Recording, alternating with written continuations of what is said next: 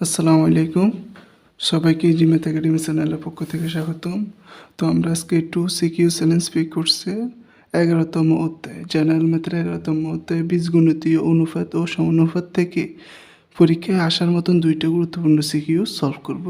যদি আপনাদের পরীক্ষায় এই অধ্যায় থেকে সিকিউ আসে তাহলে ইনশাল্লাহ এই দুইটা কোশ্চেনের মধ্যে থেকেই আসবে।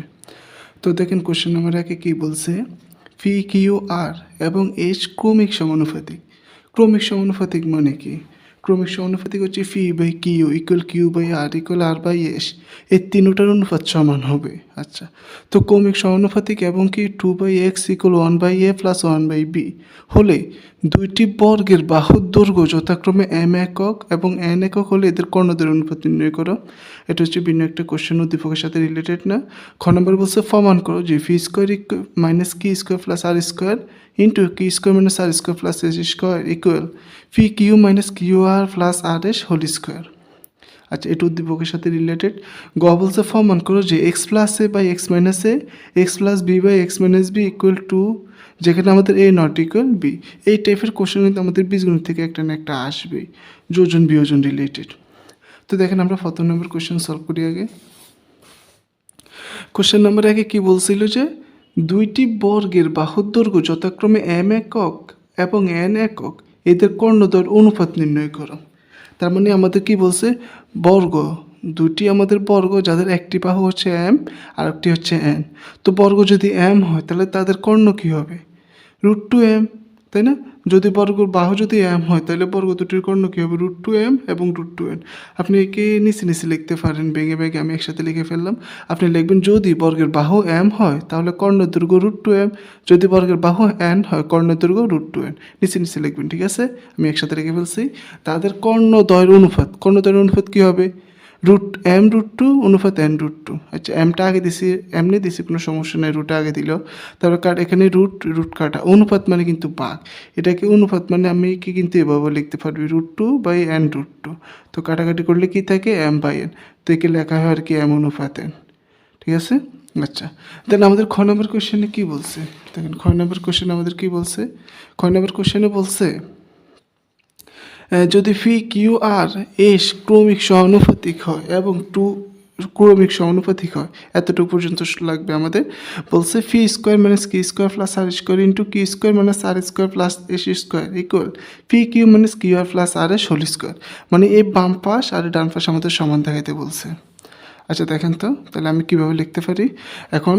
আচ্ছা, তো আমরা প্রথমত যেহেতু এদেরকে বলছে ক্রমিক সমানুপাত, তাই আমি আগে ক্রমিক সমানুপাতিক আকার লিখলাম।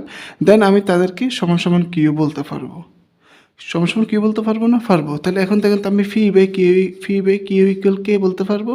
কে এখানে কি, কে একটা হচ্ছে আমাদের কনস্ট্যান্ট, কে একটা কনস্ট্যান্ট বা আমাদের ধ্রুবক, কে একটা ধ্রুবক, যে কোনো কিছু হতে পারে কে এর বলে, আমরা এটাকে ধ্রুবক হিসাবে নিছি। দেখেন তো, তাহলে আমি একটু এইভাবে লিখতে পারবো। এখন যদি হয় তাহলে এখন ফি বাই কিউ ইকুয়াল কে লেখা যাবে, কিউ বাই আর ইকুয়াল কে লেখা যাবে, আর বাই এস ইকুয়াল কে লেখা যাবে। দেন আমি এখন এতটুকু লাইন পর্যন্ত করব, প্রত্যেকটা সাইডের এতটুকু লাইন করব প্রথমত। তাহলে আমি ফি ইকুয়াল কিউ আর লিখতে পারি, ফি ইকুয়াল কিউ ইন্টু কে। তাহলে আমি কিউ ইকুয়াল আর ইন্টু কে লিখতে পারবো এবং আর ইকুয়াল এস ইন্টু কে। এখন দেখেন আপনাদের বইতে এরকম একটা ম্যাথ ছিল, এরকম সেম একটা ম্যাথ ছিল আমাদের। এখন আমাদের কি করতে হবে, এখান থেকে এই তিনোটাকে যে কোনো একটার মাধ্যমে রিপ্রেজেন্ট করতে হবে। মানে কি, মানে আমি আর এর মানকে যার মাধ্যমে রিপ্রেজেন্ট করবো, আমি এখানে দেখেন আর এর মানকে কিন্তু এসের মাধ্যমে রিপ্রেজেন্ট করতেছি। সেম টু সেম কিউ এর মানকেও ওর মাধ্যমে রিপ্রেজেন্ট করবো, ফির মানকে এর মাধ্যমে রিপ্রেজেন্ট করবো। তো আমি এসের মাধ্যমে করছি, তাহলে এখানে আর ইকুয়াল এস কিউ আমি এটা লিখলাম না। তাহলে আর ইকুয়াল এস কিউ আমি চাচ্ছি প্রত্যেকটা এসের মাধ্যমে রিপ্রেজেন্ট করতে। তাহলে এখানে কিউ ইকুয়াল আমি আর কে পাইছি, তাহলে আর এর বদলে কি বসাবো, এস কিউ, তাহলে কিউ হয়ে গেল, তাহলে Q square S Q square. এখন থেকে কিন্তু কিউর মানও কিন্তু আমাদের এসের মাধ্যমে রিপ্রেজেন্ট হয়ে গেছে। ফির ভ্যালু আসেন, ফির ভ্যালু আমি কি লিখছি, ফি ইকুয়াল কিউ কে। এখন কিউর বদলে আমি কি লিখবো, কিউর বদলে কি লিখবো, এস কিউ স্কোয়ার, তার মানে S Q square into k. তাহলে কী হবে, এস কিউ কিউব। এটি গেল আমাদের মানে ফি কিউ আর মানে আমি এসের মাধ্যমে রিপ্রেজেন্ট করলাম। এখন আর কিছুই না। এখন আপনার বাম প্রশ্নে কী বলছে, P square minus Q square plus R square, কি square minus R square plus S square. আমি জাস্ট প্রশ্নটা বসাইলাম আর তাদের মানগুলো বসাইলাম, ফির ভ্যালু কিউর ভ্যালু আর এর ভ্যালু, ফির ভ্যালু আর এর ভ্যালু আর এসের ভ্যালু এসে হবে। এখন দেখেন এখানে এস স্কোয়ার মানে স্কোয়ারটা এসের উপরও আছে কিউর উপরও আছে, তার মানে এসের উপর স্কোয়ার থাকলে স্কোয়ার হবে, কে এর উপর স্কোয়ারের মানে কত 3 যোগ 2 5, তাই তো? একদম না, এখানে 3 কিন্তু 2বার যোগ হবে, 3 + 3 মানে 6, তা আমরা এর সংক্ষেপে কীভাবে মনে রাখি 3-এর সাথে 2 গুণ দিয়ে দিই, 3 × 2 = 6 খালাস। দেন এখানে এসের উপরে স্কোয়ার হবে এস স্কোয়ার, কে এর উপর স্কোয়ার মানে 2 × 2 = 4, এসের উপরে স্কোয়ার মানে স্কোয়ার, কে এর উপর স্কোয়ার মানে x square. Same to same এখানে আমরা এইভাবেই করছি। এখন দেখেন মানে লেখাটা একটু হিবিজিবি হয়ে গেছে, আই থিঙ্ক বোঝা যায় লেখা। এখন দেখেন তো এই পুরোটা থেকে কিন্তু আমি এস স্কোয়ার কমন নিতে পারি। একটা কথা, আপনি কিন্তু এই পুরোটা থেকে এস কে স্কোয়ার কমন নিতে পারবেন, এস স্কোয়ার কে স্কোয়ার, দেখেন তো, কারণ পুরোটার মধ্যে এস স্কোয়ার কে স্কোয়ার আছে, তো আমি প্রথমে খেয়াল করি না, তো আমি শেষে নিয়েছি কমন, আপনি প্রথমে নিয়ে নেবেন, প্রথমে নিলে লেখাটা একটু সুন্দর হবে। দেখেন তো আমি কী কমন নিতে পারি, এস স্কোয়ার, পুরোটার মধ্যে এস স্কোয়ার আছে, এস স্কোয়ার কমন নিব, এখানেও কিউ, এখানেও সরি কে, এখানেও কে, এখানেও কে, আমি কিন্তু কে স্কোয়ার কমন নিতে পারতাম, বাট আমি খেয়াল করি না তাই নিয়ে নেই, পরে নিচ্ছি, সমস্যা নেই। তাহলে এখান থেকে আপনি যদি শুধু এস স্কোয়ার কমন নিতে তাহলে এতটুকু থাকবে, এখান থেকে এস স্কোয়ার কমন নিলাম এতটুকু থাকবে। এখন এই পুরোটা কিন্তু গুণ আকারে আছে আমাদের, যেহেতু গুণ আকারে আছে তাই আমি এস স্কোয়ার গুণ করলে এস টু দ্য পাওয়ার 4 হয়, আর পুরোটা বসাই দিলাম। তখন আমি খেয়াল করলাম যে এখান থেকে তো কে স্কোয়ার কমন নেই, যাতে আমি আবার কে স্কোয়ার কমন নিলাম এখান থেকে, তাহলে কমন নেয় মানে কি ভাগ করা, তার মানে কে ছিল 6টা, 2টা কমন নিচ্ছে আর থাকবে 4টা, 4টা থেকে 2টা নিলে আর থাকবে 2টা, 2টা থেকে 2টা নিলে আর কিছুই থাকবে না, 0টা থাকবে। 0 মানে K to the power naught, K to the power নটের মান কত 1। আর এখানে আমাদের দেখেন তো এই পুরোটার মানও এরকম, এটার মান, দুইটার মান সেম হয়ে গেল না, তার বদলে আমি স্কোয়ার দিলাম। তা আপনি কী করবেন, এখানে প্রথমেই কিন্তু কে স্কোয়ারটা কমন নেবেন, S square into k square প্রথমে কমন নেবেন, দেন দেখবেন যে এইটা আর এটা সমান হয়ে যাবে, দেন বর্গ করে দেবেন। এখন আসেন রাইট সাইডে কী বলছে, ফি Q minus Q R plus R S whole square. এখন একে আমরা কী করব, এর কাজটা করব। আচ্ছা দেখি তো,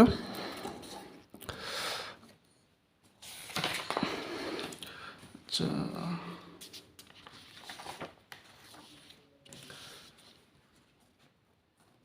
এখন দেখেন ডান পাশে কী বলছে, ডান পাশে আমাদের বলছে যা বলছে তাই। এখন আপনি ফির ভ্যালু বসাবেন S cube, S K cube, কিউর ভ্যালু বসাইছি এস কে স্কোয়ার, কিউর ভ্যালু বসাইলাম, আর ভ্যালু জাস্ট ভ্যালুগুলো বসাইলাম। এখন গিয়ে আমি কি করব, দেখেন এখানে এসে একটা, এখানে একটা, 2টা দিলাম এস স্কোয়ার, কে এখানে 3টা, এখানে 2টা। এখন কিন্তু ফার্স্টটা হবে সূচকের নিয়ম অনুযায়ী, আমরা জানি এখানে কীভাবে ফার্স্টটা হয়েছে, দেন এখানে সূচকের নিয়ম, এখানে সূচকের নিয়ম আমরা অবলম্বন করছি। এখন একটু লক্ষ্য করেন, এখানে কিন্তু প্রত্যেকটার মধ্যে এস স্কোয়ার কমন যায়, আবার কেও কিন্তু কমন যায়, তাই না? এখানে কে উপস্থিত, এখানে কে উপস্থিত, এখানে কে উপস্থিত। সর্বনিম্ন কে কয়টা, একটা, তাই আমি একটা কমন নিব। সর্বনিম্ন এস কয়টা, 2টা, প্রত্যেকটাই 2টা, তার মানে 2টা কমন নিব।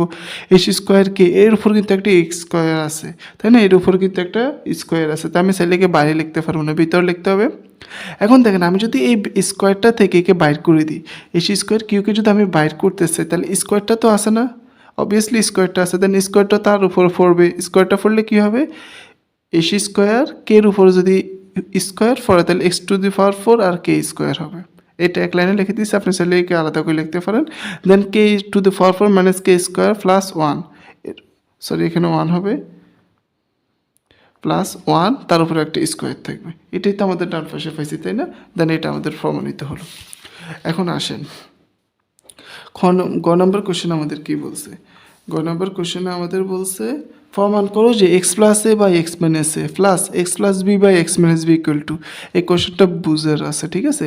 আপনি যদি নর্মালি এই দিকে থাকেন, এটা কিন্তু যোজন বিয়োজন, তার মানে যোজন বিয়োজন রিলেটেড কিছু একটা তো আছে, আমি অতটুকু বুঝতে পারছি। এটা আসছে কোত্থেকে, এটা আসছে এ ফারটা থেকে, আই থিঙ্ক দেখা যায় এটা আসছে আমাদের এ ফারটা থেকে। 2/x = 1/a plus 1/b। দেখেন ভাইয়া, তাহলে আমরা এ ফার থেকে এখন কীভাবে করবো, 2/x = 1/a প্লাস 1/b। এখন আমার উদ্দেশ্যটা কি, আপনি যদি শুধু এই ফারটার দিকে লক্ষ্য করেন, আমি এক্স প্লাস এ বা এক্স মাইনাস এ এটা যদি আনতে হয়, তার মানে যোজন বিয়োজন, তার মানে নিচে এ ছিল, x/a আমাকে আনতে হবে, কিন্তু আমি এখানে দেখতেছি এখানে 2/x আছে।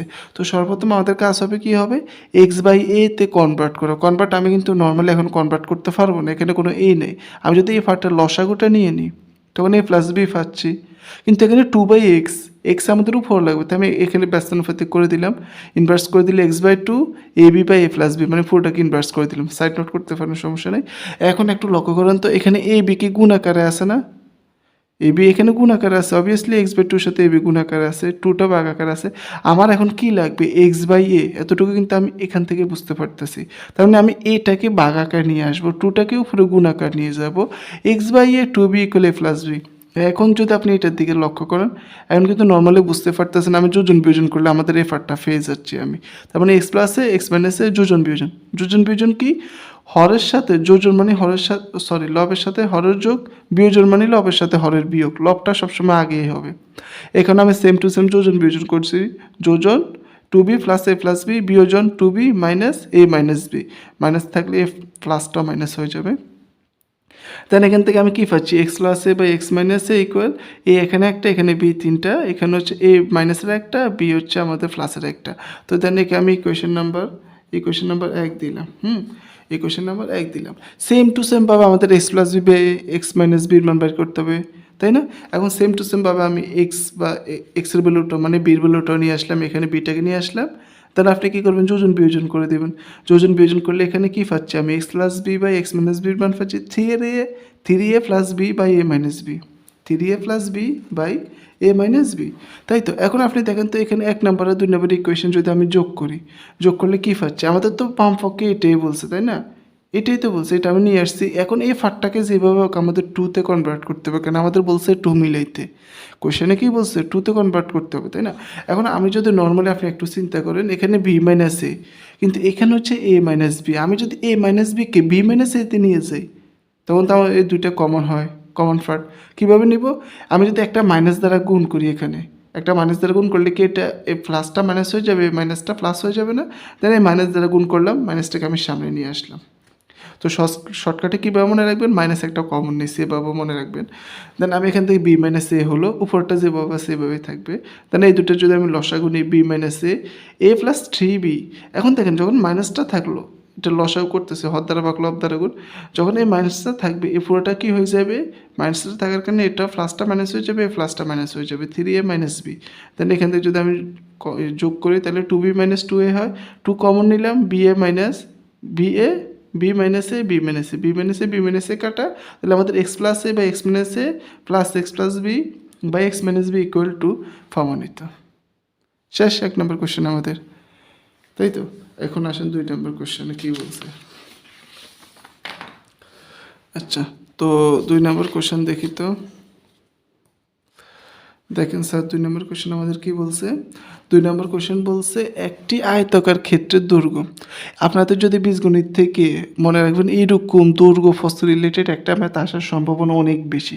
তো আমি গত ভিডিওতে এরকম দৈর্ঘ্য প্রস্থের একটা দিলাম, এই ভিডিওতেও দিতেছি, এখানে এগুলো আসবে, দৈর্ঘ্য প্রস্থের একটা ম্যাথ আসবেই। তাই আমি সবসময় চেষ্টা করছি এই রিলেটেড ম্যাথ দেওয়ার। আচ্ছা দেখেন তো, একটি আয়তাকার ক্ষেত্রের দৈর্ঘ্য 40 মিটার, প্রস্থ 30 মিটার। আচ্ছা ওকে, ইহার পরিসীমা একটি বর্গক্ষেত্রের পরিসীমার সমান, এইটা হচ্ছে আমাদের মেইন লাইন। এখন বলছি X cube plus Y cube by x minus Y plus Z equal X into X plus Y হলে দেখাও যে এক্স ওয়াই জেড ক্রমিক সমানুপাতিক। তো আমি আগেই বলছি ক্রমিক সমানুপাতিক মানে কি, ক্রমিক সমানুপাতিক হচ্ছে X by Y equal Y by Z. তাহলে এখান থেকে আমি কি লিখতে পারি, Y square equal X Z. এখন যদি আমি কোনোভাবে এইটা প্রমাণ করতে পারি Y square equal X Z, তাহলে আমাদের অ্যান্সার প্রমাণিত। দেখছেন হুবহু বইয়ের ম্যাথ। এখানে আমি গত ভিডিওতে বলছিলাম যে আমাদের বইয়ের ম্যাথে আসে, অনুশীলনের ম্যাথ ভালো করে পড়লে সিকিউ কোনো ম্যাটারে না, অনুশীলনের ম্যাথ ভালো করে পড়লে সিকিউ কোনো বিষয় না। আচ্ছা এখন দেখেন তো, তাহলে আমি X cube plus Y cube একে কী লিখতে পারি, এ কিউব প্লাস বি কিউবের সূত্র না, এ কিউব প্লাস বি কিউবের সূত্র কী বলেন তো, এ plus B into A square minus A B plus B square. এর জায়গায় এক্স হবে, ওয়াই জায়গায় বি হবে, মানে বির জায়গায় ওয়াই হবে। তার নিচেরটার যেভাবে আছে সেভাবেই থাকলো, এটা নিয়ে আমাদের কোনো মাথা ব্যথা নেই। এখন দেখুন তো এক্স প্লাস ওয়াই উভয় পাশ থেকে আমি কাটতে পারবো না, অবশ্যই কাটতে পারবো। কাটাকাটি করলে এখানে কি থাকে, X square minus X Y plus Y square by x minus Y plus Z equal X. যদি এখন আপনি আর গুণনটা করে দেন তাহলে এখানে কি হবে দেখেন তো, X square X X X square X A Y A X Y X A Z X Z.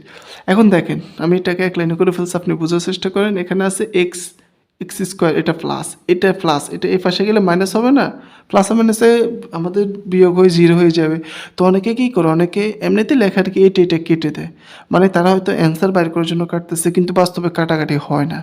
কাটাকাটি করলে সবসময় ভ্যালু হয় 1, কিন্তু এটা বিয়োগ হয় আমাদের। বুঝতে পারছি যে তারা এমনিতে ম্যাথ করার জন্য কাটতেছে, কিন্তু কাটার কোনো প্রয়োজন নেই, এটাকে কিছু করার দরকার নেই, এইভাবে থাক, সমস্যা নেই, কিন্তু কাটবে না, কাটাটা আসলে আমাদের প্রপার অ্যান্সার না বা প্রপার নিয়ম না।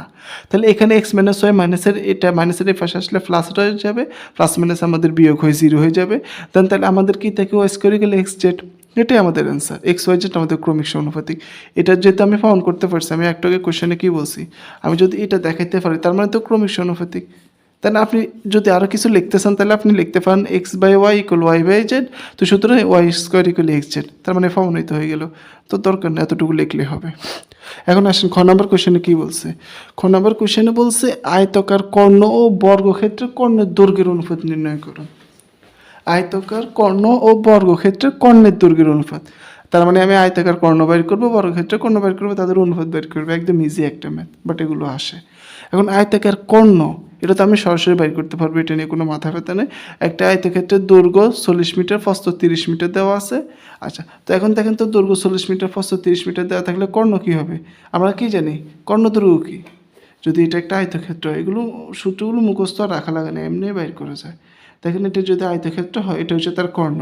আপনি নর্মালি যদি চিন্তা করেন, আমি যদি একে ধরি দৈর্ঘ্য, একে ধরি প্রস্থ, তাহলে এটা আমাদের কি কর্ণ। এখন দেখেন তো এটা কি 90 ডিগ্রি না, তাহলে এটা আমাদের কি লম্ব। 90 ডিগ্রি হলে আমি যদি একে কোণ চিন্তা করি বা একে যাকে কোণ চিন্তা করি, এটা কি অতিভুজ না। এটা যদি অতিভুজ হয়, এক্ষেত্রে যদি কোণ হয়, তাহলে এটা আমাদের সন্নিহিত বাহু, এটা হচ্ছে লম্ব না। তার মানে অতিভুজ হতো দৈর্ঘ্য ইন্টু প্রস্থ, বা অতিভুজ যদি হয় তার মানে এখান থেকে তো বুঝতে পারতেছেন, তাই না, দৈর্ঘ্য স্কোয়ার প্লাস প্রস্থ স্কোয়ার।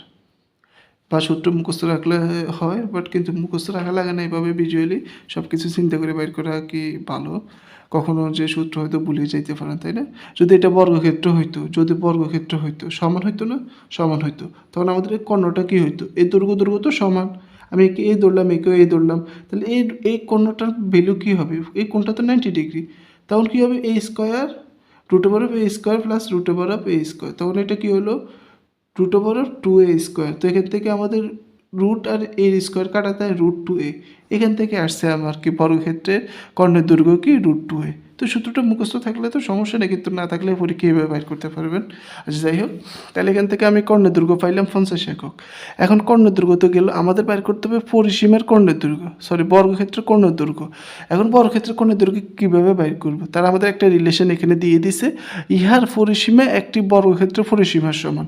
তার মানে আমাদের আয়তক্ষেত্রের পরিসীমাটা বর্গক্ষেত্রের পরিসীমার সমান। তাহলে আমি আগে আয়তক্ষেত্রের পরিসীমাটা বের করবো। পরিসীমা কি, আচ্ছা পরিসীমা কি আমরা এখান থেকে দেখি। পরিসীমা মানে এই 4টি বাহু আছে না, এই যে 4টি বাহু মানে আমাদের আয়তক্ষেত্রের দৈর্ঘ্য প্রস্থ, তাদের এই পুরোটার বাহুর যোগফল, মানে সহজ কথায় বাইরের অংশটার যোগফল। তাহলে এখানে আমি দৈর্ঘ্য প্লাস দৈর্ঘ্যকে 2 ইন্টু দৈর্ঘ্য লিখতে পারি, প্রস্থ প্লাস প্রস্থ 2 ইন্টু প্রস্থ বলতে পারি। 2টা যদি কম নেই, দৈর্ঘ্য প্লাস প্রস্থ, এটা হচ্ছে মেন সূত্র আর কি। তো সূত্র মুখস্থ রাখা লাগে না, এই লাইনটা না লিখলেও কোনো সমস্যা নেই। আপনি 40 প্লাস 40 প্লাস 30 প্লাস 30 লিখে দেন, কোনো সমস্যা নেই। তো এইভাবে লিখতে হবে, এমন কোনো বাধ্যকতা নেই। তাইলে আয়তক্ষেত্রের পরিসীমা আমি কি পাইলাম, 2 ইন্টু দৈর্ঘ্য প্লাস প্রস্থ, 2 ইন্টু দৈর্ঘ্য প্লাস প্রস্থ, আমাদের দৈর্ঘ্য 40, প্রস্থ আমাদের কত 30, তার মানে 140 মিটার হয়ে গেল।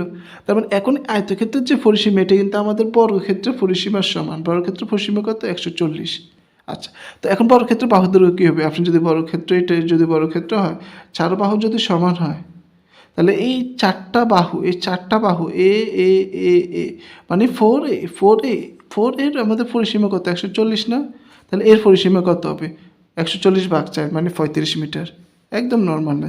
তাহলে বর্গক্ষেত্রের কর্ণের দৈর্ঘ্য কী হবে, আমি একটাকে দেখালাম √2a। কেন √2, এটা তো বলছে √2 ইন্টু প্রতি বাহুর দৈর্ঘ্য, তাহলে √2 ইন্টু 35 √2 শেষ। এটা হচ্ছে আমাদের কি বর্গক্ষেত্রের পরিসীমা, বর্গক্ষেত্রে আমাদের কি কর্ণের দৈর্ঘ্য। এখন আমাদের বলছে তাদের অনুপাতটা বের করতে। এখন চলেন আমরা অনুপাতটা বের করি।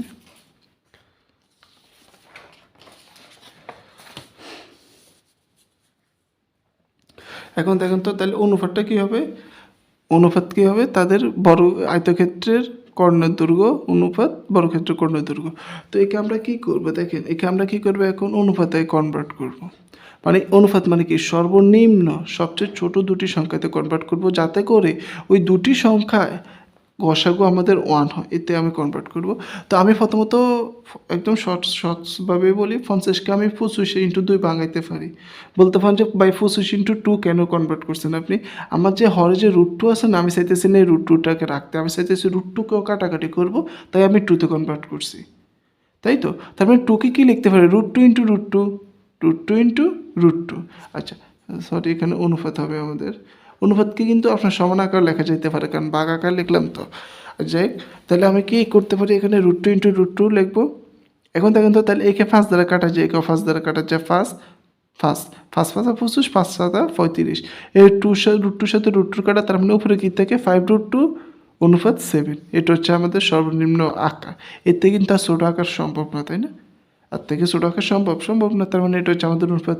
এতে আমি রেখে দিলাম। এমনটা নয় যে আপনি এটা থাকলে এটা থেকে এভাবে ভেঙে করতে হবে, আপনি ক্যালকুলেটারের মাধ্যমে যদি ডাইরেক্ট করে দিতে পারেন তাহলে করে ফেলুন, সমস্যা নেই, এটা তোমার হবে। এখন তাহলে গতে কী বলছে আমরা দেখি তো। গ নাম্বার কোয়েশ্চেন বলছে আয়তক্ষেত্রের দৈর্ঘ্য 10% হ্রাস। এইটা হচ্ছে আমাদের মূল কথা। 10% হ্রাস, অনেকে এখানে ভুল করে। প্রস্থ 10% বৃদ্ধি। আচ্ছা, এর ক্ষেত্রফল কত শতাংশ হ্রাস বা বৃদ্ধি পাবে? এরকম ম্যাথ কিন্তু আমরা মোটামুটি হ্রাস বৃদ্ধি 7 8 থেকে করে আসছি, তাই না? তারপরে অনেকে এগুলো ভুল করে। এখন আমরা দেখব এটা কিভাবে করব। তাহলে বাগানের দৈর্ঘ্য আমি 40 মিটার, প্রস্থ 30 মিটার, ওকে। আয়তকার ক্ষেত্রে ক্ষেত্রফল আমি বুঝতে পারছি এত মিটার, দৈর্ঘ্য ইন্টু প্রস্থ। এখন যদি 10 মিটার হ্রাস পায়, আয়তকার ক্ষেত্রের দৈর্ঘ্য কত হবে? কত হবে? আপনি নর্মালি চিন্তা করুন, আপনার কাছে আছে 10 টাকা। এখন আপনি দোকানে গিয়ে খেলেন 10%। 10% মানে কি? 10% মানে হলো আপনার কাছে যত টাকা আছে তার 10% খাইছেন। এখন আপনার কাছে 10 টাকা আছে, আপনি তার 10% খাইছেন। তার মানে কি 100 টাকার মধ্যে খাইছেন 10 টাকা। আপনার কাছে আছে 10 টাকা, তার মধ্যে কত টাকা খাইছেন? 1 টাকা। 1 টাকা খেয়েছেন, এখন কত টাকা আছে? 9 টাকা আছে, 10 বিয়োগে 1। ঠিক আছে? এখানেও হ্রাস বলতে এটাই বলছে, আপনার যতটা আছে না, আমাদের এখানে যে দৈর্ঘ্য যতটুকু আছে তার থেকে 10% হ্রাস পাইছে। 10% হ্রাস পাইছে, তার মানে 10% কমে গেছে। কত থেকে 10% হ্রাস পাইছে? দৈর্ঘ্য যতটুকু আছে, দৈর্ঘ্য কতটুকু আছে? 40% আছে। 40%-এর উপরে 10% আমাদের হ্রাস পাইছে। তো 10%কে 10/100 লিখতে পারি। তার মানে এতটুকু আমাদের হ্রাস পাইছে। কার থেকে? আদি দৈর্ঘ্য থেকে। আদি দৈর্ঘ্যটা লিখতে হবে। অনেকে ডাইরেক্ট শুধু এর লাইনটা লেখে 4 না, আমাদের আদি দৈর্ঘ্য থেকে হ্রাস পাইছে, তার মানে আদি দৈর্ঘ্য থেকে আমি যতটুকু হ্রাস পাইছি এতটুকু বিয়োগ করব। কাটাকাটি করলে এখানে 4 আসে। কীভাবে? 10কে 100 দ্বারা ভাগ দিলে 10 থাকে, 10কে 40 দ্বারা ভাগ করলে 4 থাকে, 40 বিয়োগ 4 ইকুয়াল কত? 36 মিটার। ইজি, তাই না? যদি এখন প্রস্থ 10 মিটার বৃদ্ধি পায়, প্রস্থ 10 মিটার বৃদ্ধি পেলে সেম টু সেম এখানে জাস্ট প্লাস হবে, তার মানে কাটাকাটি করলে আমাদের 33 মিটার। এখন আমি আপনার বললাম এখানে দৈর্ঘ্যটা ক্ষেত্রফলটা বাড়বে না কমবে? এখন কিন্তু আপনি অ্যান্সার না দেখে অন্তত এতটুকু বলতে পারবেন এর ক্ষেত্রফলটা হ্রাস পাবে। কীভাবে আমি বুঝতে পারছি? আপনি নর্মালি চিন্তা করুন, এখানে যে আমাদের বাগানটির দৈর্ঘ্য 10 মিটার, প্রস্থ 30 মিটার, তার মানে দৈর্ঘ্যের তুলনায় প্রস্থ কম। এখন দৈর্ঘ্যের তুলনায় যেহেতু প্রস্থ কম, তাহলে এই যে 10%, এই 10% থেকে অবভিয়াসলি বেশি হবে না? দৈর্ঘ্য 10%, প্রস্থ 10% থেকে বেশি হবে অবভিয়াসলি। দৈর্ঘ্য 10% যদি 4 হয়, প্রস্থ 10% 3 হবে। যখন আপনি করতে এক্সপার্ট হবেন অবভিয়াসলি এগুলো মুখে মুখে বের করতে পারবেন। তাহলে দৈর্ঘ্য 10% হচ্ছে 4, প্রস্থ 10% 3। তার মানে আমার দৈর্ঘ্যতে আছে 40 টাকা, আমার 4 টাকা বাদ যাচ্ছে। প্রস্থতে আছে 30 টাকা, আমার 3 টাকা বাদ যাচ্ছে। তাহলে শতকরা কার বেশি ক্ষতি হইতেছে? এর বেশি না? তার মানে আমি কি বুঝতে পারতেছি, আমাদের প্রস্থ যদি 10% বৃদ্ধিও পায়, দৈর্ঘ্যের তুলনায় কম বৃদ্ধি পাইছে, তার মানে আমাদের কি বেশি অংশ চলে গেছে, তার মানে আমাদের হ্রাস পাবে। বুঝতে পারলে তো ভালো, না বুঝতে পারলে ম্যানুয়াল পদ্ধতিতে কোনো সমস্যা নেই। তাহলে পরিবর্তিত ক্ষেত্রফল কী হবে? আমাদের 1188 মিটার, আর আমাদের ইনিশিয়ালি ক্ষেত্রফল ছিল 1200 বর্গ মিটার। এখন তাহলে এখান থেকে বলতে পারতেছি প্রস্থ হ্রাস পাবে, বাট আমি যেটা বলতেছি এটা বোঝার জন্য বলতেছি, কিছুক্ষণ আগে কীভাবে আমি বুঝতে পারবো হ্রাস পাবে না বৃদ্ধি পাবে? এখান থেকে দেখিয়ে বলা যায় যে হ্রাস পাবে। আচ্ছা, তো কতটুকু হ্রাস পাইছে? আমরা কীভাবে এটাকে ডাইরেক্ট শতকরা কীভাবে কনভার্ট করবো? আদি বিয়োগ শেষ বাই আদি ইন্টু 100%। আদি বিয়োগ শেষ বাই আদি ইন্টু 100%, কাটাকাটি করলে হবে 1%। তার মানে আমাদের 1% দৈর্ঘ্য কী পাইছে, হ্রাস পাইছে। আপনাদের এই 11তম অধ্যায় বীজগণিতীয় অনুপাত ও সহানুপাত, এর থেকে এই দুইটা গুরুত্বপূর্ণ শিক্ষা আপনাদের 26 ব্যাচের জন্য, এসএসসি 26 ব্যাচের জন্য খুবই ইম্পর্টেন্ট। পরীক্ষা আসার মতন দুইটা কোয়েশ্চেন দিলাম, ঠিক আছে? তো আশা করি আপনারা বুঝতে পারছেন। আর কোথাও যদি সমস্যা থাকে আমাকে বলবেন, ঠিক আছে? তো আপনাদের যদি ভিডিওটা ভালো লাগে লাইক কমেন্ট করেন, আর আমাদের ফেসবুক গ্রুপে জয়েন হয়ে যেতে পারেন। এখানে আপনারা যদি জয়েন হন তাহলে আপনারা চাইলে এখানে আমি কন্টিনিউ এক্সাম নিব আপনাদের ফ্রিতে, সমস্যা নেই, ঠিক আছে? পাশে থাকেন। আল্লাহ হাফেজ।